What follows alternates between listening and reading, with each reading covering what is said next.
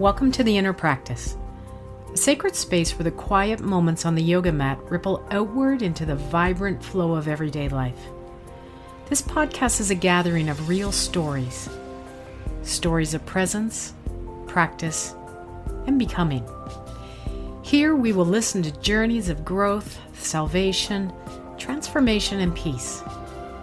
These stories reveal how the wisdom of yoga reaches far beyond the physical postures to touch our hearts and souls. Each episode invites you to step into moments of stillness and awareness, where healing begins and the path unfolds. You'll hear from people whose lives have been changed by their practice, how they moved through struggle, found strength in surrender, and embraced the journey of becoming who they truly are. Whether you are just beginning your yoga path or have been practicing for years, this is a space to breathe deeply, listen openly, and connect with the powerful stories that link us all. Join me, Jackie VanderTuin, as we walk the path from the mat into life, one mindful breath, one step at a time. In this episode of The Inner Practice, we explore how yoga can meet us in our most fragile moments and quietly transform everything. Today I'm joined by Jasmine DeLeon, a yoga teacher and founder of By Deleon, a community offering online classes, gatherings, and one-on-one meditation and yoga sessions. Jasmine believes deeply in the power of movement, meditation, and mindfulness to heal, something she's learned through her own profound journey. In this conversation, Jasmine shares the lessons yoga has given her: gratitude, joy, presence, softness, and how teacher training deepened her understanding of the nervous system, somatic healing, and what it means to reconnect with yourself. So let's begin. Jasmine, welcome. I'm so excited to hear your story. I'm so excited to be here. Thank you for having me, Jackie. Oh, Jasmine, when I first heard about your story, it became deeper and deeper and deeper, and it made me think of so many questions. And just to our listeners, I first met Jasmine, I don't exactly know when, probably a couple years ago. Yeah. And what brought to mind, the word that I think of when I think of you is I think of gentle. Oh. Gentle eyes, gentle face, gentle voice. And then I started reading some of the comments on your website, and they are spot on. So today I think we're going to uncover a little bit about where this comes from, because one of the reasons I love this podcast is its stories. And what we see on the exterior is not necessarily it's on the interior. Exactly. So Jasmine, what was life like before leading up to November 2019? Can you give me a little bit of information about, Sure. what things were going on? Sure. Firstly, I'm so excited to be here, and I'm so excited to chat more about your story, about my story. And as soon as you told me about the podcast, I was in right away for that reason, because I just love the authenticity of it and the realness of it. In before November of 2019, I was in my third year of university. I was attending the University of Guelph, living in an apartment with my three best girlfriends, who I'm still very close with. They're my soul sisters. And so I would say I was living a very normal student life. Late nights, partying, alcohol, substances, studying hard, doing my best. I was before this health scare, I would say I was a very healthy child. Really grateful that I had my health throughout my entire life. That was what made it, I think that's what made it so shocking and foreign to me, is that I was so healthy as a young adult, mentally and physically. And so, I'm a very driven person. I would say overall, I've always been a very mentally strong, physically strong, kind of resilient, driven person. It's just how I was raised. And so I was just chugging along through university and doing my best. And that's, when things started to shift. Mm-hmm. And this is pre-pandemic, because life changed after the pandemic. Yeah. So didn't even know at this time there was this thing kind of rumbling in China. Yeah. It was very, very very beginnings of that. Yeah. So can you tell me a little bit more about, you woke up in November with vertigo. Maybe you can just define kind of what vertigo is and those sensations that you were feeling. Sure. And so, I'd woken up one morning and I felt very nauseous, very dizzy, like I had been on a boat all night long kind of thing. And, no hangover, no substances, nothing going on. And I had woken up, felt extremely dizzy, nauseous. And first thing I thought was, okay, maybe my blood sugar is low or something. And so I went to the kitchen, grabbed some orange juice, laid back down for a bit. It just continued. I think it got worse over the course of the day. And this, I think I called my mom that day. She ended up picking me up from Guelph because I couldn't drive. My vision was starting to get kind of blurry. It came on very quickly. And for people who are not familiar with it, vertigo is essentially, it essentially is those symptoms. And so there's different kinds. And I came to realize that I had a form of vertigo that was related to my posture and not the more stereotypical vertigo that is related to what people call the crystals in your ears, which has to do with your balance. And so that form of vertigo essentially has more to do with the crystals in your ears, whereas mine, what I found out about a year and a half in, was that it was related to my posture. And actually what people find out is that kind of visual that people say every time you're tilting your head forward, it's 40 pounds on your neck and what have you. So that is real. And what was happening was in the beginning of COVID, school started to shut down. We were studying on the couch, hunched over on a laptop. I was no longer going to in-person lectures. And so it started to become like a physical posture where I was just hunched over for 8-12 hours a day. And and the muscles in your neck and in my spine started to get very upset with me. And I didn't really know what all of this was until about a year and a half in. And so, that was how it began, essentially. And you continued in the university. Absolutely, yeah. And you continued and I see my son laying in his bed with his head propped against the wall with a laptop in front of him. Absolutely. I mean, like, I always joke that there's like two types of families: the families who book their children's dentist appointment in the middle of the school day, and there's parents who would never and book their appointments outside of school. I was raised in that kind of family, so guilty. I had never missed, it had to be very emergency for me to miss school. So I remember because of this, I had to miss a midterm. That was unbelievable to me. That's kind of how it began. So no, I was in school the entire time, pushing through, trying my best, but it was very physically hard. And did that create stress? Because now school's being impacted absolutely by this sense of dizziness and all the symptoms that go along with it. Yeah. And so absolutely it started to create stress because it was essentially the fear of the unknown. So it took a couple of weeks for me to figure out exactly what was going on. And then I was told that it was vertigo. I was told that this is how you deal with it, not knowing what the root cause of it was. And so, we were trying a few physiotherapy tools and different things that weren't working. And so after a few weeks, the panic started to set in of what's going on? This hasn't resolved yet. How am I going to figure this out? How am I going to continue to show up at school and also show up socially? I immediately had to stop drinking alcohol, which, was a good thing, but, stop doing anything that made me, not sober minded and sober in my body, because I was already feeling these symptoms of nausea and dizziness. And, it really started to affect stress levels because I wasn't sleeping very well. I was actually sleeping sitting upright against my wall. Wow. And that lingered for multiple years because every time I laid down, all of the symptoms would start to wave over me.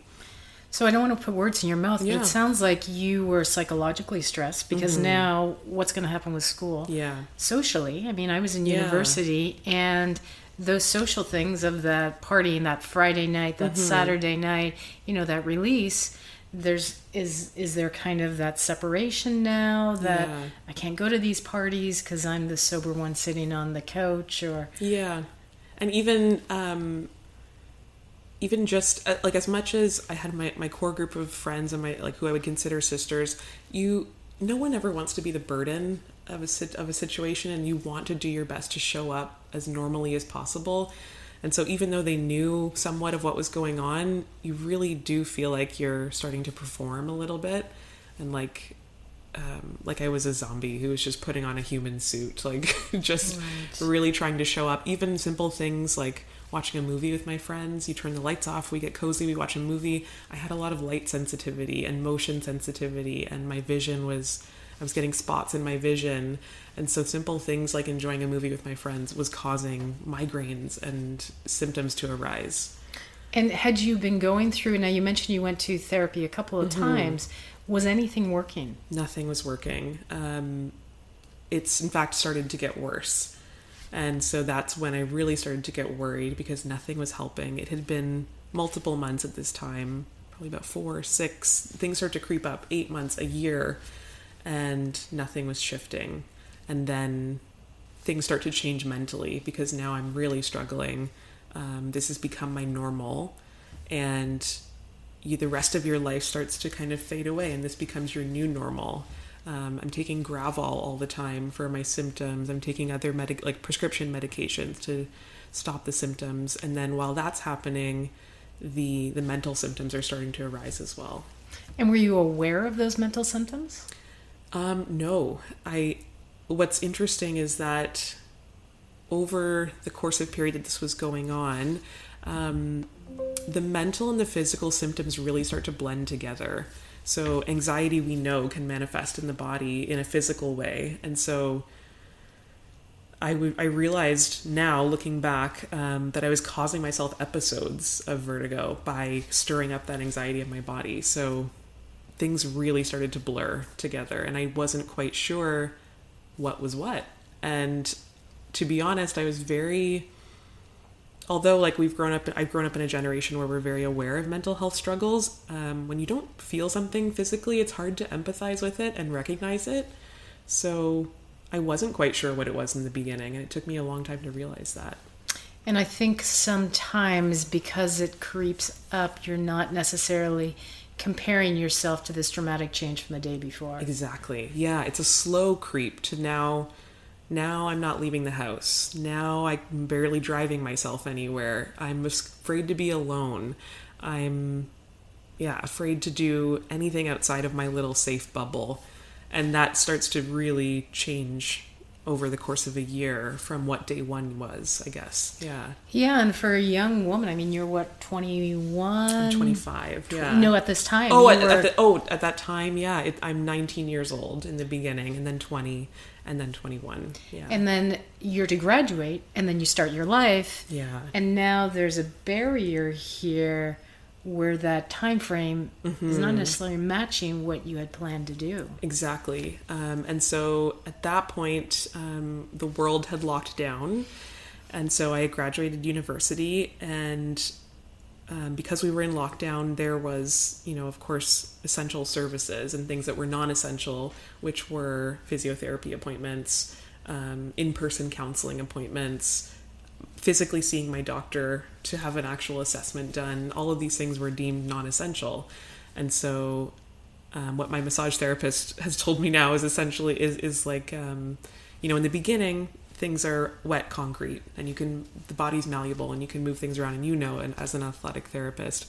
And over time, the concrete starts to set, and the body really starts to stiffen up, and that's when injuries kind of set in the body. So that's, I guess, what was happening over time. And then I guess, so I graduated university, and life was just odd because physically I was in a tough place mentally, and then the world was also in a weird place, and I wasn't working. It was very odd. Yeah. So it just sounds like everything was piling up. Everything was piling up. And this is your reality. And this is my reality. And it was very much like I was in a bubble and the world was just happening around me. Like when I would see friends, it just felt like I wasn't really there, and like sounds were muffled, vision was spotty, and it just mentally felt like I was separated. There was a distance between myself and the world.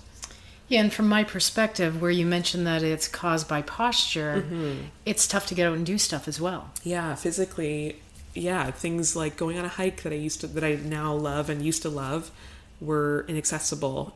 A workout class, going to the gym, anything of that nature would cause kind of flare-ups or triggers in the body. And then you had mentioned the fact of being alone. Yeah. So going for a hike in the forest, or going for just to walk around town even with a mask on, became, I'm assuming, scary. Yeah, scary. Not in the sense that I was scared of getting sick or anything, but just that I was already feeling so much fear in my body because of what I was physically and mentally going through. And then the distance of friendships and families, it just was very much all accumulating. Yeah. And so did people around you understand what was going on? I would say they understood that I wasn't feeling well, but I wouldn't say they understood the depth of the symptoms. And that's partially my own. I'm very much like an inward person. I don't, again, as I mentioned, I don't like to burden people, which I'm unpacking at this point, because advocating for yourself is not a burden to people around you. But yeah, you don't want to complain too much. You don't want to, and when it's every single day, you know, your parents are like, okay, it's been a year and a half. Like, I know you're not, you don't want to mention it every single day. So yeah. And I think when things are invisible, when you look well, although I had dark circles under my eyes, like I wasn't sleeping well, but when you physically are fine, your body is fine, people can only empathize so much. And I think that's the hardest thing about when you're struggling with mental illness is you can easily see a cast on your arm. Yeah, and so people know to open the door for you. Yeah. They don't see that when it's inside. They just assume that you're healthy. Yeah. Yeah. So I'm moving slowly. I can't turn my head all the way. Very, very, I was like a little old lady for a time being.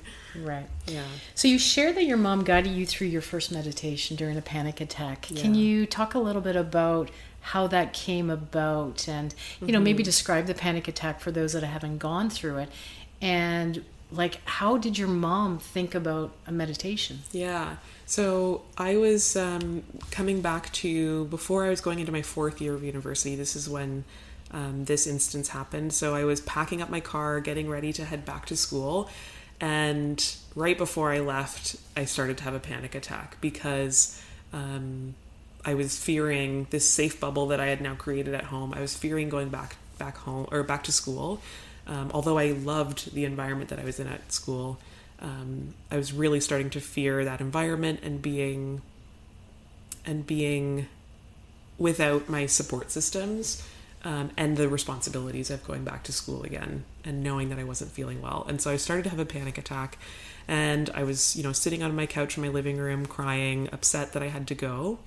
And my mom came beside me and just sat beside me for about 15 minutes or so.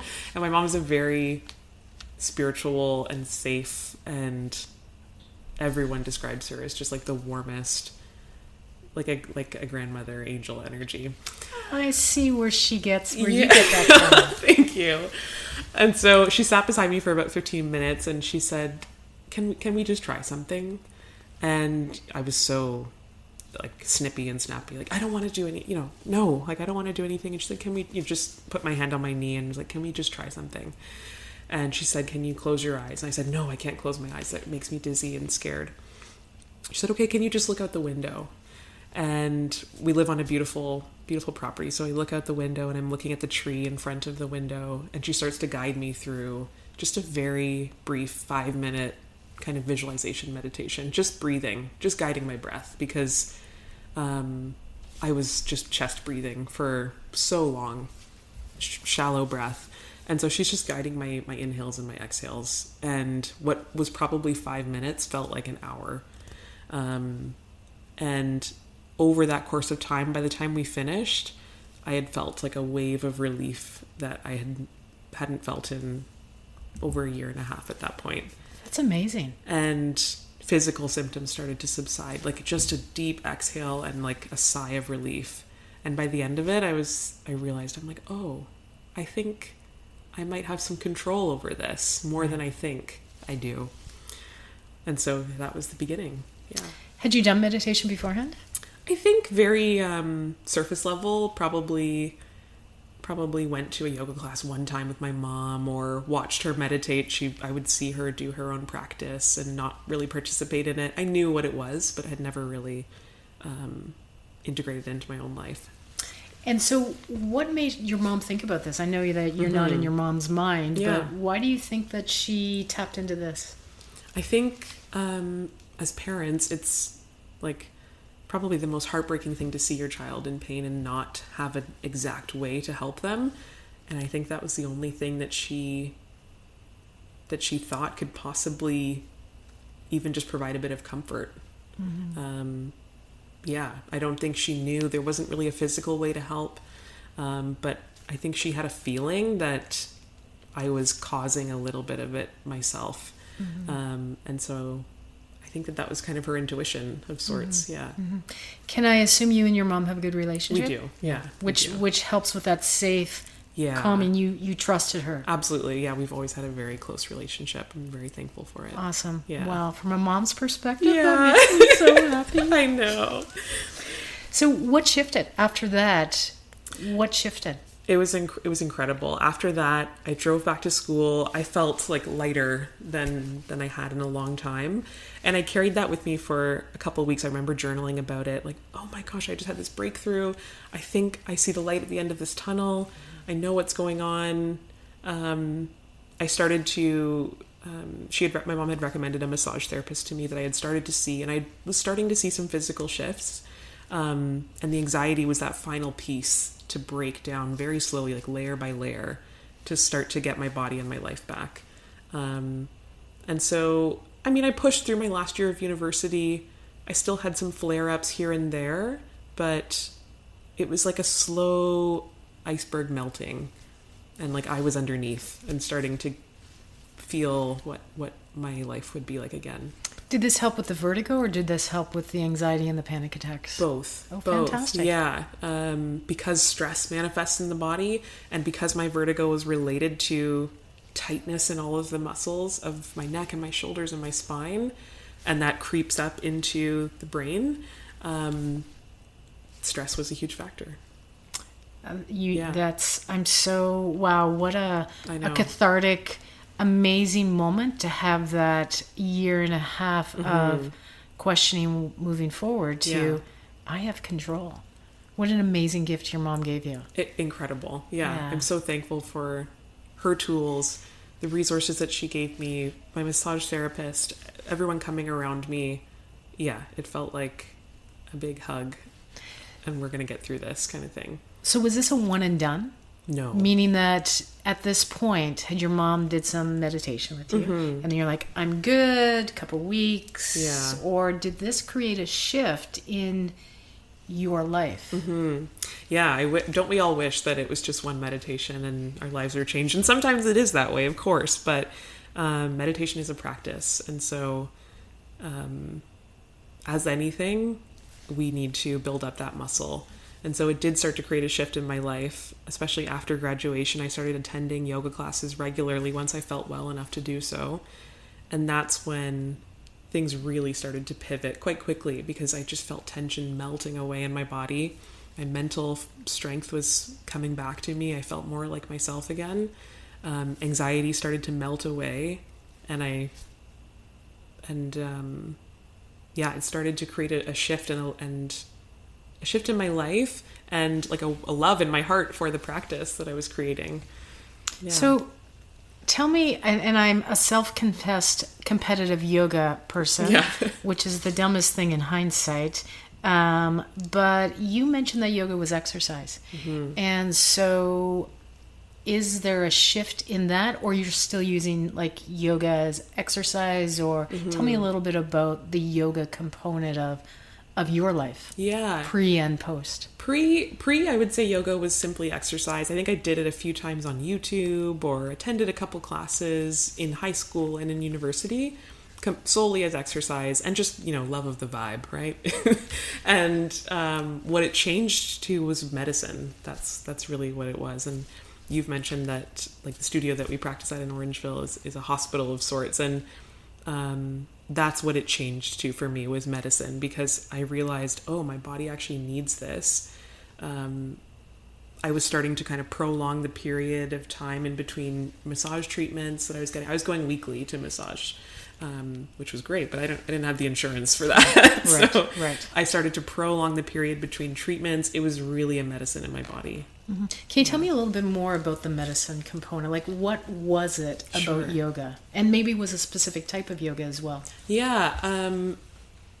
I would say that I gravitated towards the practice that I really teach now, which is just a gentle flow, which is active, but also very present. And so it was the combination of the physical practice meeting the breath, which was and that's where the power of kind of melting away the tension comes from. So the deep stretches were truly powerful in relieving the tension in my body, but it was the breath that was guiding those movements that was really starting to heal my mind. And that's where the peace just started to creep in and just flood all of the different areas of my body. It felt like a warm sensation every time I was there. Can I get you to elaborate a little bit more Sure. on the breath and the movement? You and I both know that's integral to yoga. It is. But for somebody it's an exercise, Mm-hmm. of course you're breathing. Yeah. Of course you're moving. Sure. How are the two together? Sure. Of course you're moving. Of course you're breathing. But are you intentionally taking each breath in and intentionally taking each breath out? And it's almost like a stretching of time, I would say. I learned that term from a mentor of mine, but it's like a stretching of time where each second feels like 3, 5, maybe more. So yes, you're breathing in, but you are like the slowest, deepest breath that you can take. And then with that exhale, it's like a melting away and a relieving and letting go of what you no longer need. And that's physical and mental. So I'd say it's the consciousness and the presence. Whereas in exercise, of course, you're breathing, you should be. Sometimes you're holding your breath though. And that's a restriction of the muscle versus this is like a release, I would say. Mm-hmm. I love this story. So can you talk about a little bit when the meditation and the yoga and all of this started to kind of come together as one? Because can I make the assumption that you don't just do yoga and breathe and it's all melting away and it's all perfect day one? Much like the meditation, can you talk a little bit about that growth component, that shifting that gradually came? Yeah, because in the very beginning, it still felt very uncomfortable, to be honest, especially coming out of a somewhat traumatic experience in my body. It was very uncomfortable in the beginning to sit in quiet, to be in stillness, which I think many people experience. No matter your background, there's plenty of traumatic experiences that can cause that discomfort with being with themselves. And so for a long time, my body did not feel like my own, because I remembered what it used to feel like. And then I lost that feeling. And so in the very beginning of starting practicing yoga consistently, it was uncomfortable and it was hard to process some of the feelings that were coming up, because that's what happens when we're sitting and we're breathing deeply. We're creating space for the heart to feel what it's feeling, for the mind to feel what it's feeling. So thoughts come back in, feelings come back in, memories come back, and you start to process through those very slowly. And sometimes it means you're crying on the mat and and people are meeting you with love. So that's what it was in the beginning, if I'm being honest. Yeah. And then slowly you start to gain more comfort and you gain more peace, I think. I'm so glad you said that, because I have and I remember me taking yoga, when it became non-competitive, and I'd be crying. And I'm thinking, what is going on? I'm embarrassed. Yeah, you're like, because oh gosh, I'm not me. crying. Yeah. Like, what is wrong with my head? There was lots of stuff going on with my head, but Sure. I was in denial. But I think it's important that, now people are, I'm so embarrassed I cried in your class. I'm like, I know. it's me okay. too. Everybody does. Because that's what yoga does. Like, Yeah. it releases emotions. And It does. I have no idea why. I think it's a safety. I think it's, we are in such a busy world, such a divisive world, so many conflicting feelings and stresses that just like the act of laying on the mat is radical to me. I think it's a radical choice to sit and lay and be with yourself. And so that brings real human emotions. Like, how dare we be human, right? So She says facetiously. yeah, that's with air quotes, because how dare we show human emotion and like arrive as we are and bring what our day may have brought us, or our year or our month, to the mat and feel it and process it. Yeah, it's okay to lay your imperfections and be okay with them. Yeah. Wow, that's powerful. I absolutely love that. So the vertigo, the anxiety, the mental health struggles, how are they doing at this point in your journey? Because you mentioned that, I mean, it's not a one and done, that it's kind of that dose dependent. The more that you do, the easier it gets. Did you start to recognize that yoga was healing you and meditation was healing you? I did, and that's what made me crave it and start to come back for more, because I was noticing such radical shifts in my body and in my mind that I became obsessed with it. Like, I just dove right in. I was going to Kala Yoga Studio in Orangeville 6 days a week and couldn't get enough of it. And so that was your question, right? I noticed that yoga was healing me and meditation was healing me, and it was just giving myself the time and the space. It wasn't necessarily that yoga was healing me. It was that I was healing me. But it was the environment and the movement and the breath and giving myself that time and space to process everything that was healing. And knowing that, again, going back to that control factor. Yeah. You have control over your healing. I do have control over my healing. And it was also like, it's funny because there's a balance between having control over my healing and also surrendering. I think surrendering was really powerful. That was part of what laying on the mat was kind of a surrender of sorts. Of I had tried for a long time to fix it. I'd tried so many different things and I didn't know everything. And that's kind of what led me to yoga, was that the fact that I didn't know everything and I needed to sit with it. Yeah, particularly in Shavasana. Yes. And I always say Shavasana is the hardest pose. It is. Because it's not the physical aspects. It's the mental. Exactly. It's controlling my thoughts. Yeah. It's letting my thoughts go, which I'm assuming you're very similar to me. Is you have lists. Oh God, yeah. You get stuff to do. Yeah, we're productive women. Like It took a long time, and I encourage that in my classes now. I think that's the biggest piece of meditation that people get wrong, is that I need to clear my entire mind, and that's just not possible. I'm so glad you said that. And this isn't about me, but I again, full competition here. I was actually in this competition, and we had to do these challenges with ourselves. And we had to meditate. And I set a clock for 5 minutes. Yeah. And I think I made it through 30 seconds. That's it. And then I was like, I'm a failure. Yeah. I can't control my thoughts. And so I won't do it. I won't bother doing it again. I pushed through. It was a week. I pushed through for a week, and I think I may have got up to a minute. Right. But after that week, I'm like, I'm not doing this again, because I'm not perfect at it. Yeah. Can you talk a little bit more about meditation and how you use it? Like, what type of meditation and how it helps you? Sure. I learned mostly meditation. I learned a bit in my yoga teacher training, but even so, I was still really not good at it, and I didn't like it. When I went into my yoga teacher training, my instructor asked us, "What are you excited about? What are you not excited about?" I was like, "I am not going to do this meditation thing. I'm going to teach yoga, and I'm not going to do the meditation part," as if they were not deeply intertwined. Good luck with that. My mom, on the other hand, was diving into the meditation fun fact, me and my mom did our yoga teacher training together. Oh, yeah, which is I really love special. Mom-daughter things. I know. So we were sitting beside each other. I'm like, I'm not going to do this meditation thing. And I struggled through it most of my teacher training, to be honest. It was when I came out after and I met a beautiful mentor of mine, and she taught me meditation and kind of broke down some of those misnomers about it, where, you know, we're not clearing our mind. We're meeting our thoughts with kind of a neutral lens, instead of that reactive lens that we're always going about with. And then just kind of setting them off to the side and leaving them be.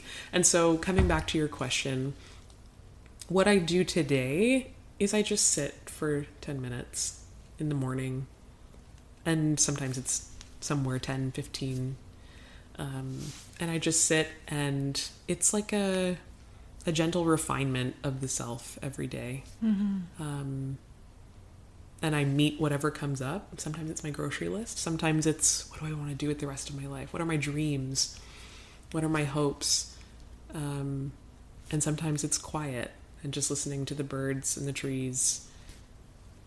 And it's very simple. Mm-hmm. Yeah, mm-hmm. I would say it's very simple. I absolutely love it, and I'm glad that, because sometimes you hear people say, "Well, I do transcendental meditation," or "I do X meditation," mm-hmm. as if that's the only type out there. Exactly, and that is the panacea for everybody. Yeah. Can you talk a little bit, because part of what I want to do with this podcast is talk about what we learn on the mat mm-hmm. to off the mat. Yes. So can we talk a little bit about the off the mat stuff? Because yoga is only an hour. Of course. Meditation is 10 minutes. A day. Yeah. Yoga is the training. Meditation is the training, is how I like to look at it and how I've been taught to look at it. But mindfulness is really like the game that we're playing. It's how we take the tools that we've learned on the mat and we apply them to our life. And that's how we walk through the world. So that's how I like to think about it. The tools that I've learned to take off of the mat, I went through a very dark period of time, and I was able to reclaim my joy, I would say. And so that's one of the biggest things that I've done, is reclaiming my joy and kind of recognizing more gratitude, which of course is it can feel privileged. I'm now in a more healthy place, so now I'm able to recognize more joy and gratitude. But I realize that there's joy in everything, and there's gratitude in everything now. I have more of a softness with myself, I would say. I was very hard and rigid and structured. I'm a Capricorn. And I was raised by 2 Taurus bull parents. And so that's just who we are. Like, we get stuff done and we don't cry and we just, muscle through. And now I have more of a softness with myself, which is a really nice place to be in. Yeah. Can you describe how that, because when I see you, you're so gentle. Thanks. Like, your voice is gentle, your face is gentle, your embrace is gentle.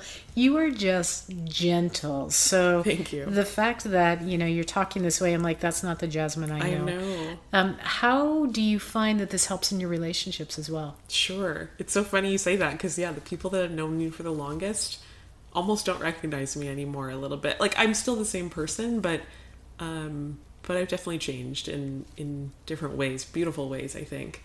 How has it impacted my relationships? I think it's been great. I think I'm in a place where I'm attracting the people that I want to be in my life and holding them really close. I have big feelings now. My friend, one of my best friends, just moved across the country, and feeling more, I'm feeling so much more than I ever have. Maybe it's just growing up. Mm-hmm. Maybe it's just being in my mid-20s now. Feeling kind of tapping into more femininity, I think, is part of growing up a little bit. And so that comes with emotions. I think it impacts my relationships in a positive way. Mm-hmm. I would say. I think I'm a big feeler now. I see you as being very wise. You Thank come you. across as being very wise and loving, which, when I was 25, it's not where I was, and this is a gift that you have and that you're Aw. giving simply by your presence. Tell me a little bit about yoga teacher training and what Sure. made you decide to do that. Yeah, I had dove in headfirst into yoga, absolutely loved it, and thought, and I saw the poster come up on the community board at the studio, and I thought, okay. And then I put it to the back of my mind and thought, no, I've only really been practicing for about 6 months or so, or a year, I think, at that point. This is for the professionals. I'm going to leave this to the people who are really good at it. And then my mom came home one day and she said, "Did you see that little poster at the community at the studio?" And I said, "Yeah, but that's not for me though." And we hemmed and hawed about it for about a week, and we said, "I think this is for us, yeah." And we met with the studio owner and talked to her, and she said, "This is absolutely for you. This is for anyone. You don't need to come in with the mindset that you're going to teach yoga for the rest of your life. It's really just an enhancement of your practice." And so we decided to go ahead with it. What's even more special, it's funny, like I did it with my mom, and my Nana decided to gift it to us, who is also a very spiritual woman. So it felt very, very special to be gifted that by her. And so we went through it together, and it was really, it was awesome. It brought up a lot of emotions, to be honest. I don't know if it did for you as well, but it was kind of a therapy of sorts. Yeah. Yeah, for myself, and I'm going to ask you this question, but I'm also a very spiritual person. I believe that my life is being guided by a bigger being than myself, yeah. and that provides me with comfort. Yes. Of course. So now I'm tapping in when I'm in my yoga teacher training. Things are starting to connect, and that's what I loved about it. But what I want to know is more about your spirituality, Sure. and is that enhanced via yoga, or is it a separate thing? Like, can you tell me a little bit about that and your healing? Like, Sure. how are they connected? Yeah, I think they are all connected. Any study of the self, I think, is going to naturally deepen your sense of spirituality, deepen the emotions, deepening your awareness of sorts. And so I think they're all connected that way. My teacher training, it really deepened my faith in God, universe, source, whatever it may be to you, but it really deepened my faith. Just because of, I think, the gratitude of it all, of learning the history of the yoga practice and learning how all of these world religions are so deeply interconnected, and the core foundations of all of these religions is love and peace and patience and kindness, all of the fruits of the spirit, all of the different things that kind of make us the people that we are across all of the different religions. So for me, it deepened my faith and deepened my spirituality. It was powerful. Did that help in your healing? It did, because I was able to kind of make some peace with different things. As I mentioned, with the kind of like wet concrete analogy, there are some chronic pain things that I still deal with today, just because of the nature of the fact that I had to wait over a year for treatment due to COVID. And so there's things that I've had to make peace with, where, okay, yes, I'm going to deal with some tension and some stiffness in different areas, likely for long term. And with the mental health, just, I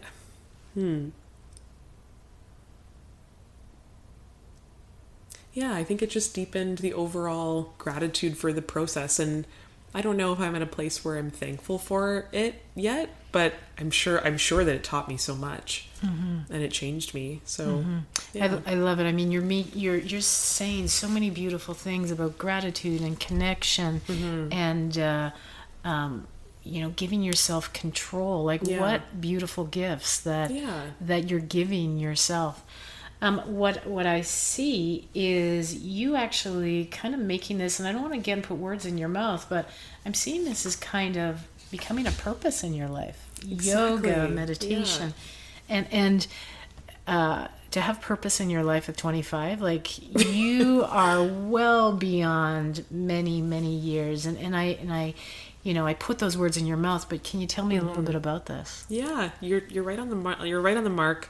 It did start to become a purpose in my life and a driving factor, because at that point, finishing my yoga teacher training, realizing that I do want to teach, because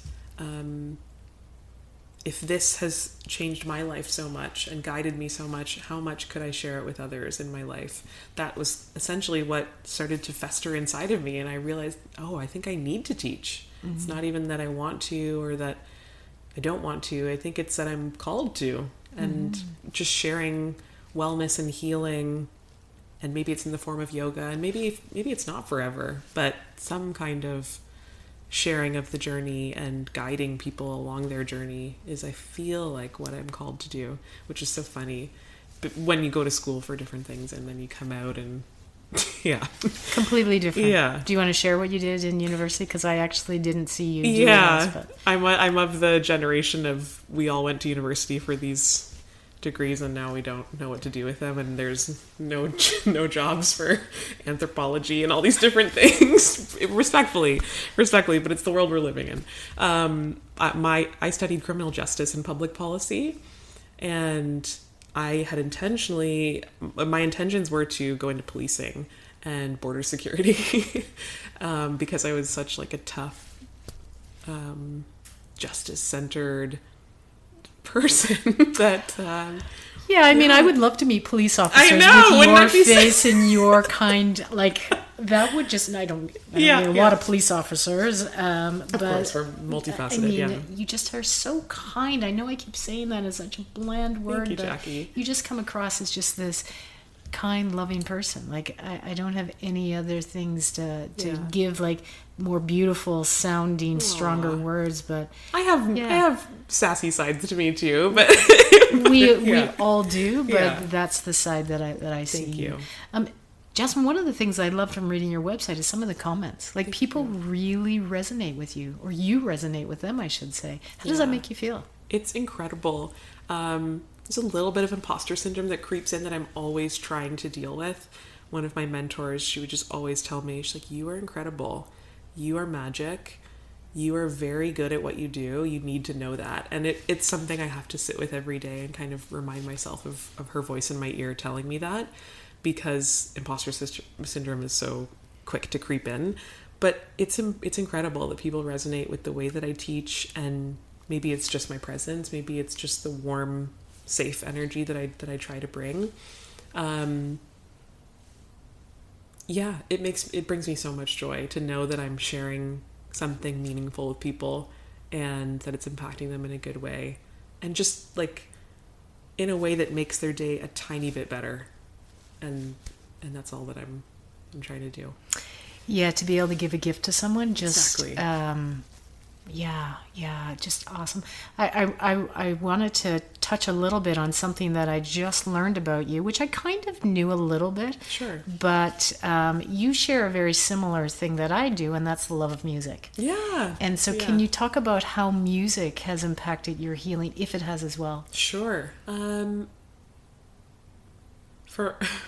For a long time, I was dealing with overstimulation during the Vertigo health scare. So stimulus was very difficult, watching TV, looking at screens.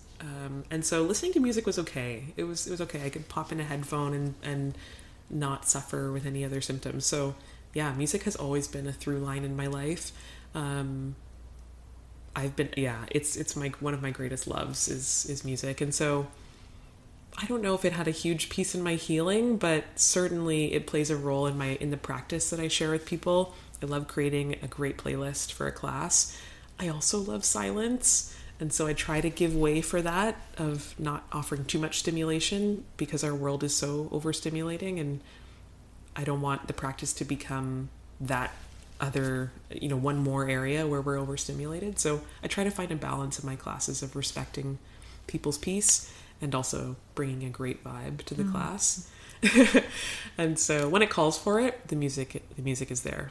And I try to just integrate it into my brand of sorts, like bringing music and energy to it where I can.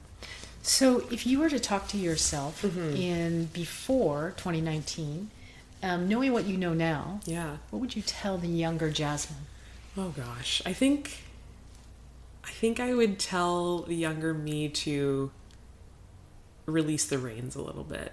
I have still, like, one of my greatest lessons is that I still know nothing. But back then and still a bit now, I had a tight grip on what my future was going to look like, what my goals were, what I needed to get done. I had a tight grip on my situation, and what my health scare taught me is that I don't, like, we don't have control over everything. And so I think surrender was one of the most biggest things that I would tell her.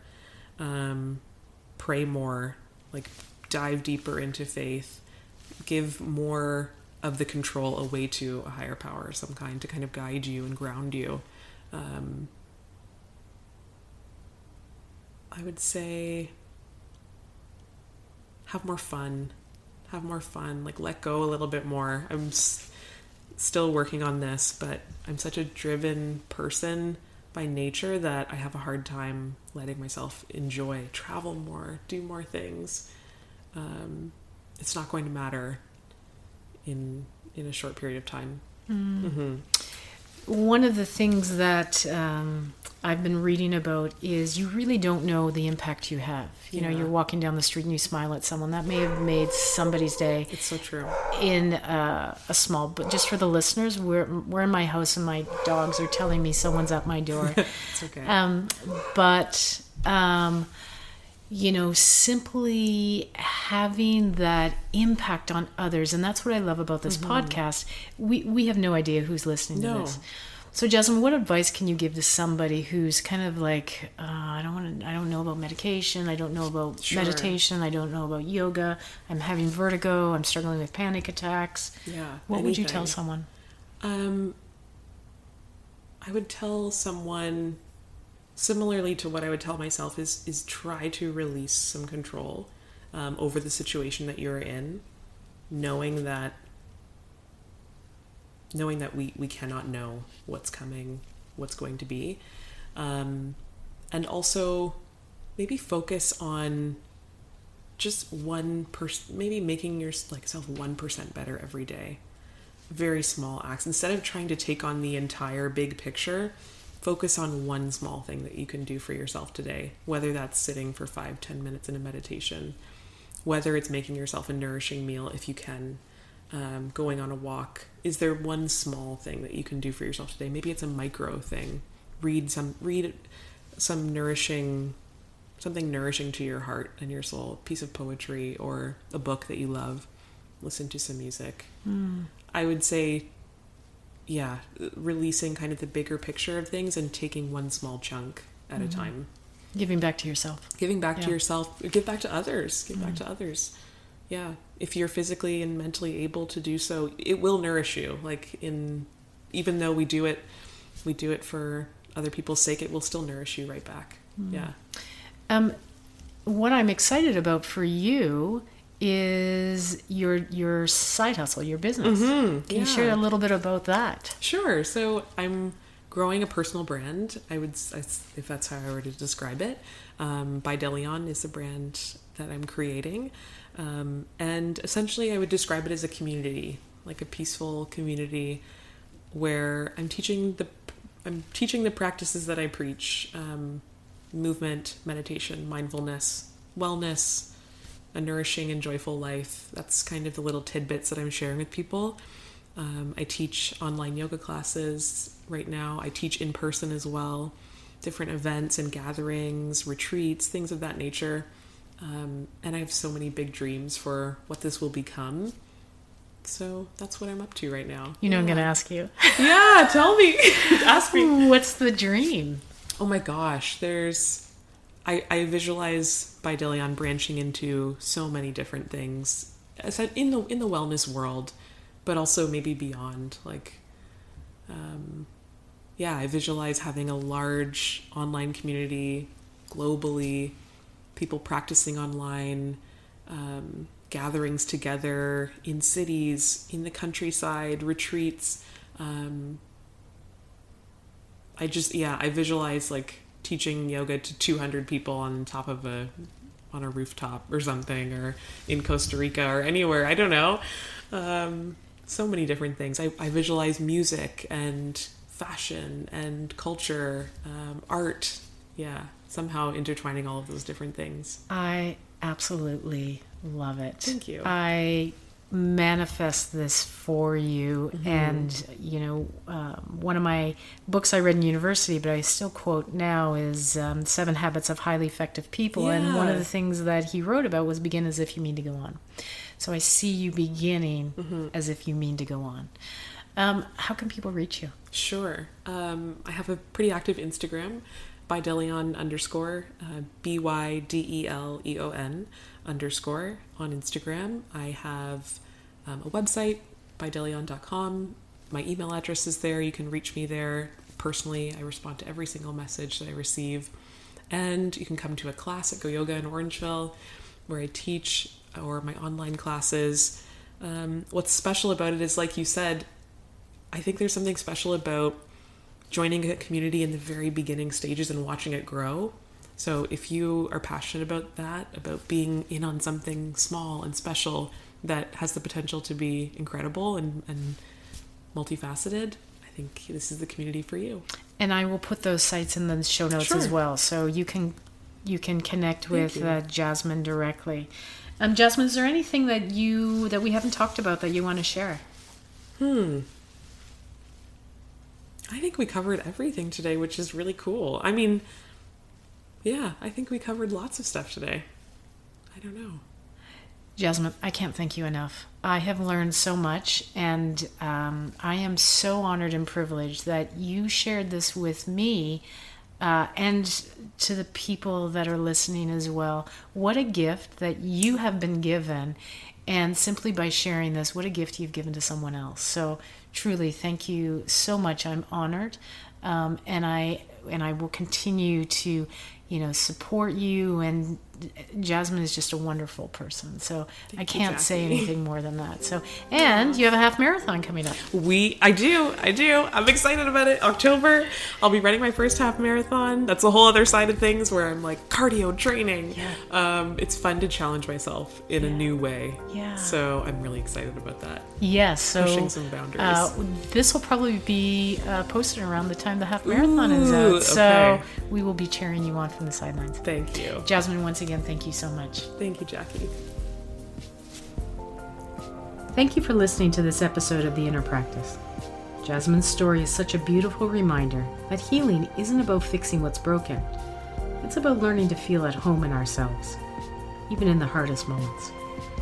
If her journey resonated with you, may it be an invitation to explore your own body with more gentleness, presence, and gratitude.